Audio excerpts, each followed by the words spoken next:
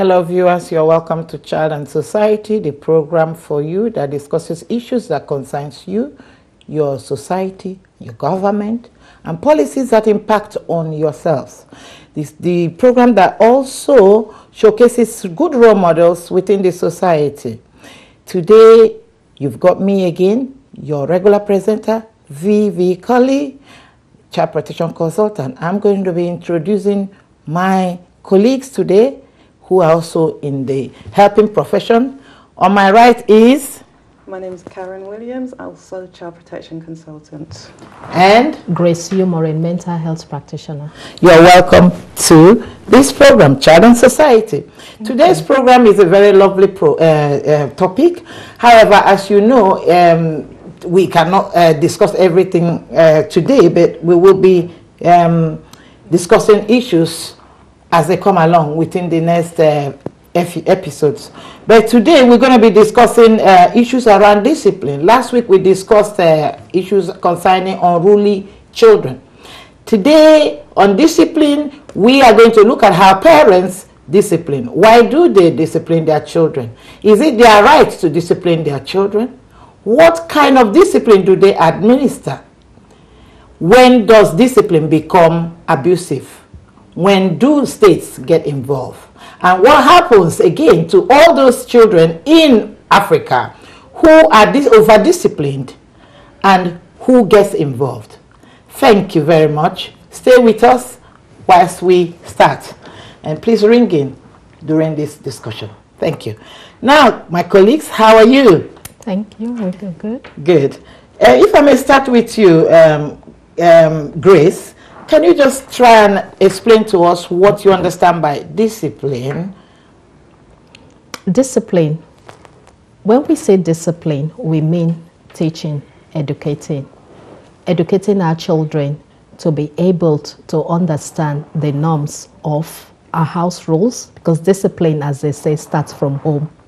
We'll be able to teach our children what is expected within the home, within the culture, where they will be able to manage themselves in the bigger society and have self-control in some behavior that is expected of them. Oh, yes. This is a part of it. Very important, because what you've just said is about the needs of children. Yeah, those are the needs of children. So we have children to teach them. We have children to show them how to do things. Now let's go over to Karen and see what Karen has to say about this. I will say, and maybe bring in some aspects of statute. Okay. What I will say first of all is that I'm in total agreement with Grace's description given about what discipline is about.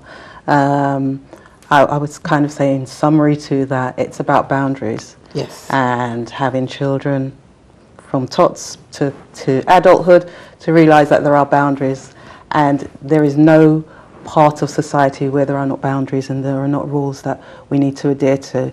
And as Grace says, that starts at home, instilling those boundaries, and again, what's acceptable and not acceptable, not only just in the home but outside of that as well. Yeah, and also with boundaries, it's very, very important to teach our children how they would be able to manage their boundaries. And boundaries is about how they express their feelings and how they be able to manage their action.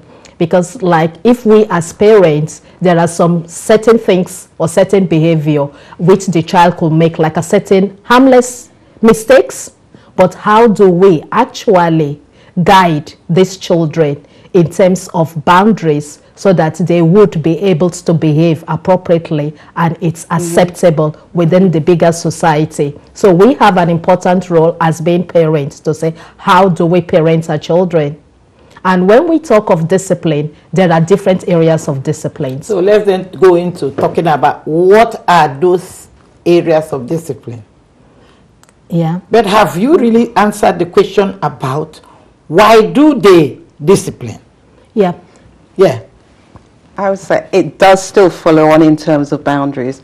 Without discipline, children will not develop into whole adults, and to recognize and to acknowledge and also to accept that rules apply. Part of the role of a parent, I would suggest, is that you have to teach your children that rules do apply, but there are different rules for different situations. And that's all part and parcel of that.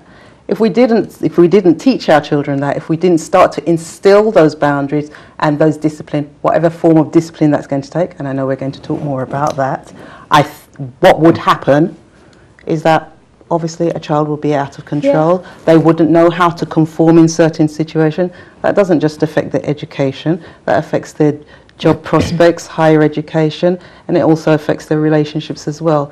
So I think whilst in simplistic terms, it's easy to say we need boundaries because we just do, it's about the impact on all areas of life. And so what I hear you saying now is that discipline is so important in life of any young person if that person is to be adjusted member of society, because failure to be disciplined means that it impacts you as a young person to be able to participate in workplaces, to achieve in school, to be a good member of the society. So parents have actually got an important role there to teach, to model, to be good role models, so that their children will benefit in future, and then in general, and also pass on to their own children.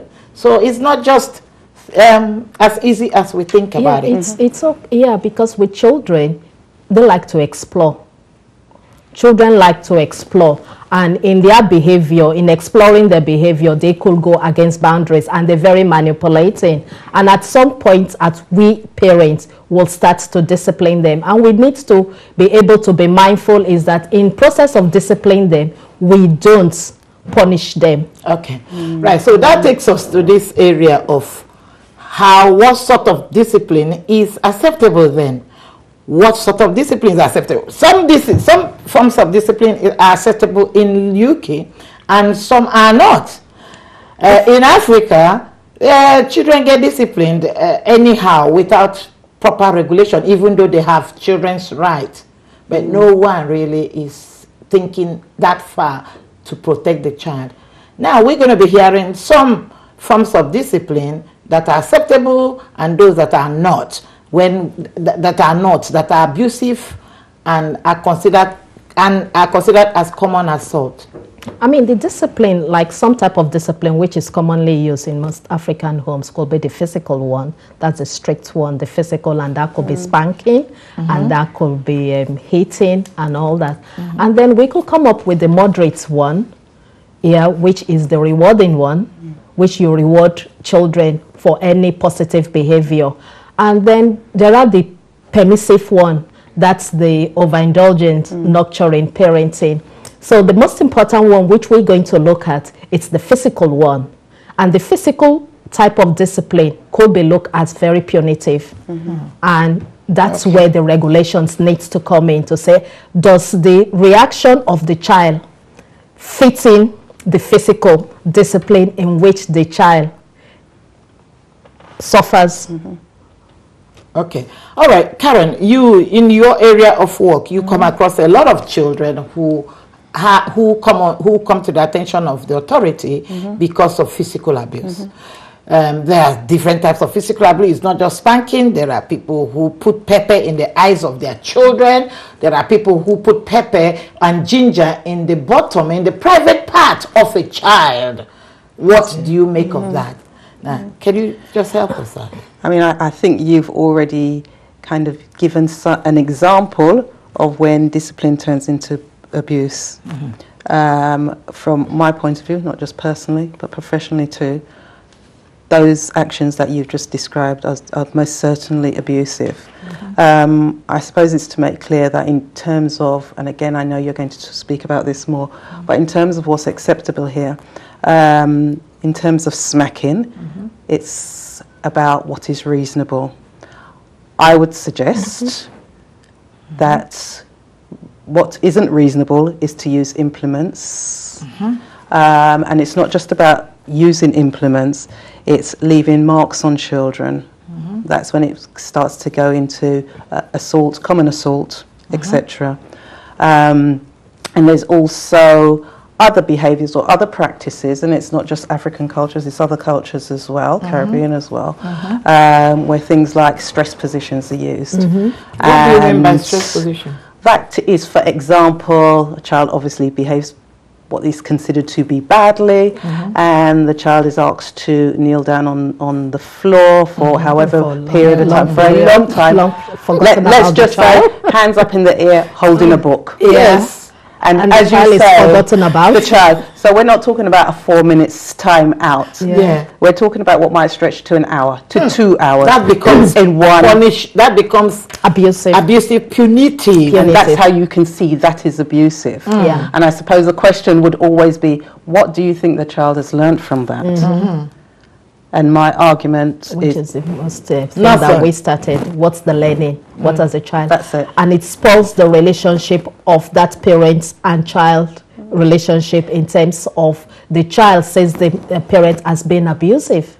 Yes. Yeah. So a parent, every parent have a right in United Kingdom and in most countries to administer discipline.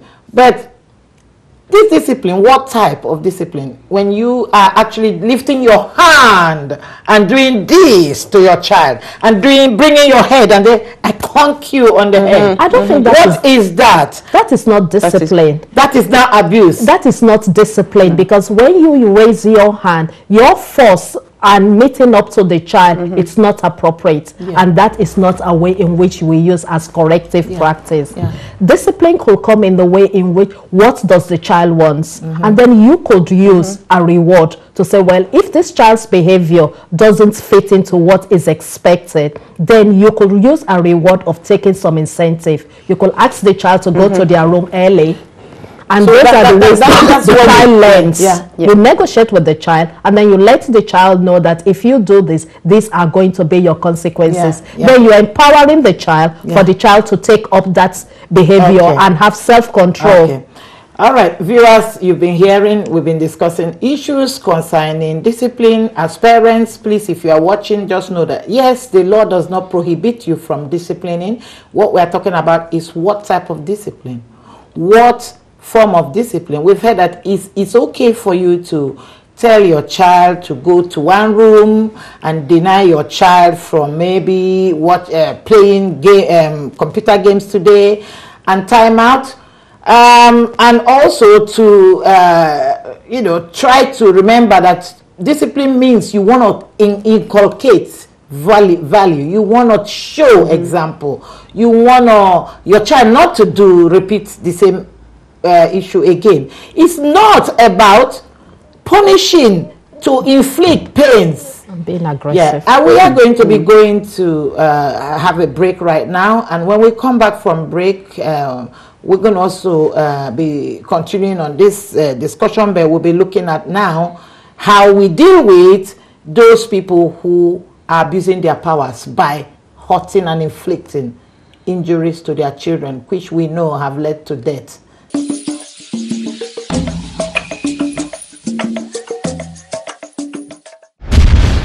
Hello viewers, we're back again. You are watching Child and Society, the program for you that discusses issues concerning families, yourselves, the state, and the policies that impact on you.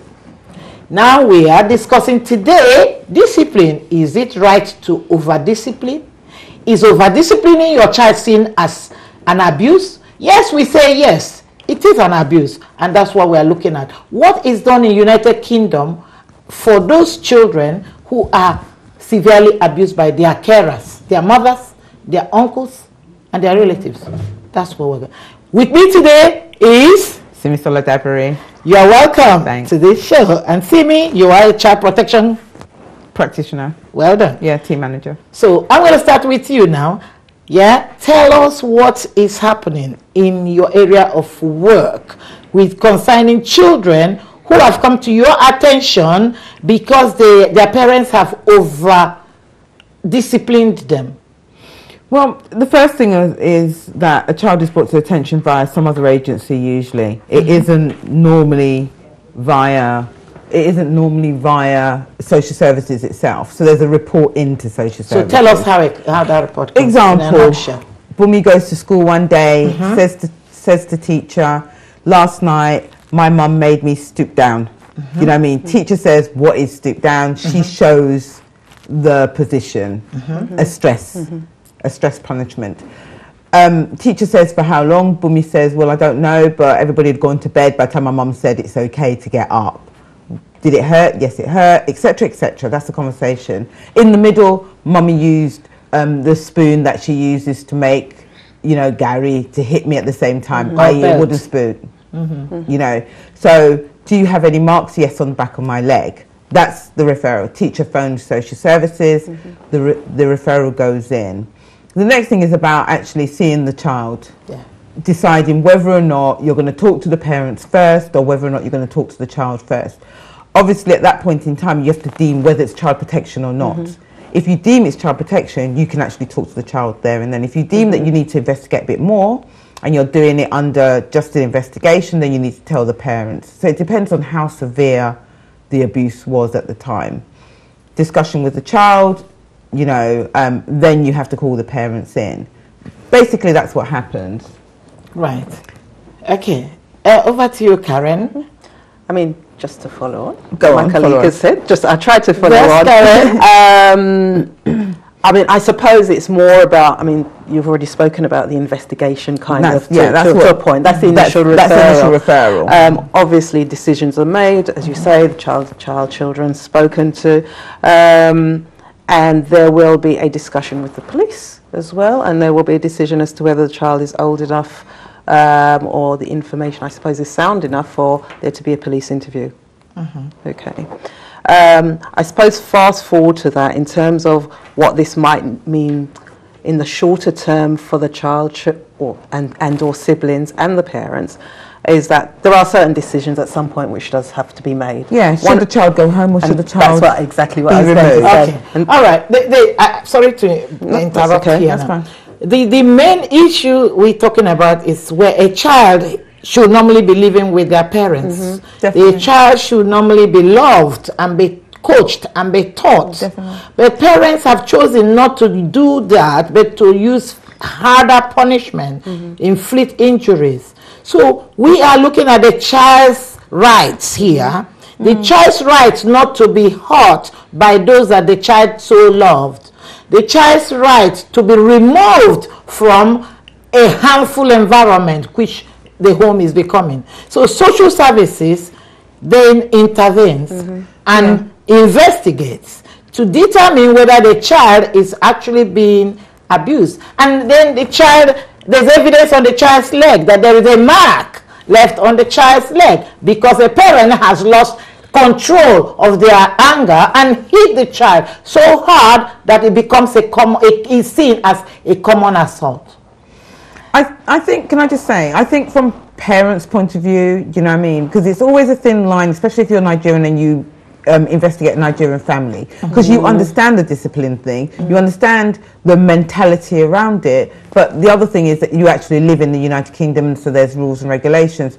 But, you know, the parents will say to you, well, I have a right to discipline my child. I do love my child. I'm correcting my child. Exactly.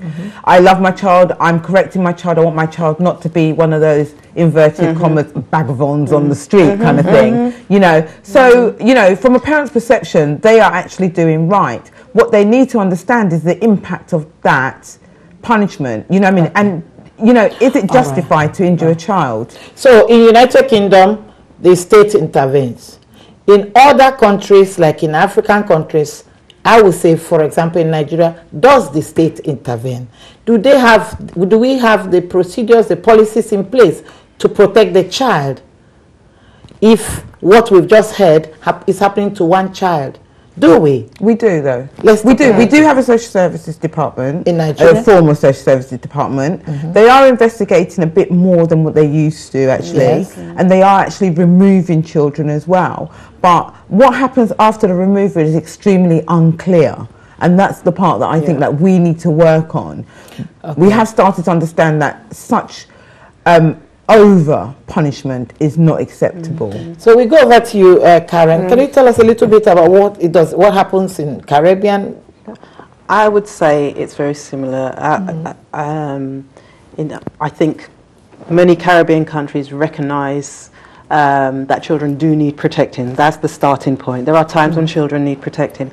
In terms of the intervention, I think that because physical chastisement is often used and other forms of discipline that we may deem to be unacceptable, child protection in Caribbean is developing. It is developing and it's work in progress. I've got a caller on the phone. Thank you, caller. Can you tell me your name and why you're calling? Oh, hi, my name is Vicky. I'm calling from West Midlands. Thank you, Vicky. Yeah, can you tell us what you want to find out? Right, I've just been following the program listening about the removal of children. I think the thing is, I think the society itself, something has to be done about the removal of children from the African community, especially with the Nigerian community in the UK. I think the best thing to do is, but what about early intervention? What about looking into training these parents on how to discipline their children? Yes, I understand there are rules governing this country, but at the same time, these people are coming into the country with their own perspective of discipline. Why not tackle this issue from the early intervention? So parents don't have to lose their children. Okay. Trained in the home and best living in the home with their parents. So I think early intervention should be the best thing instead of removal. Okay. You are right there. You are right. But we have what we call an intervention team that intervenes first. We don't remove children like that. When we find out that the issue is training about parents lacking how to discipline, we refer the parents to parental training, which is about a 10-week course, which they have to attend once a week. There, they will be taught how to love, how to nurture, how to teach their children, and how not to chastise their children. And we're coming to the end of this program. Vicky, thank you very much for calling. We are still going to be discussing this issue next week. Thank you very much. Caller, viewers, thank you for watching Child and Society, today's program on discipline. Thank you. We would like you to please watch us again next week. We are going to be showcasing other issues that impact on you, your family, and the society. Remember that the purpose of this program is to bring to your attention issues that goes on to that happens to people within the society, especially children, young people, women who are vulnerable. How do we prevent them from being taken advantage of? What is the policy in place to protect these people? And we're coming to the end of this program again. Thank you. I'm being told by my producer that the time is gone. Thank you, and I'm going to say over to you. Thank you very much, viewers. Thank you very much, viewers. For you, this organizations that are watching us, please remember that we need sponsor. Please sponsor this program so that we continue to make aware issues that are concerning children and young people and women who are vulnerable in our society. Thank you. Bye-bye.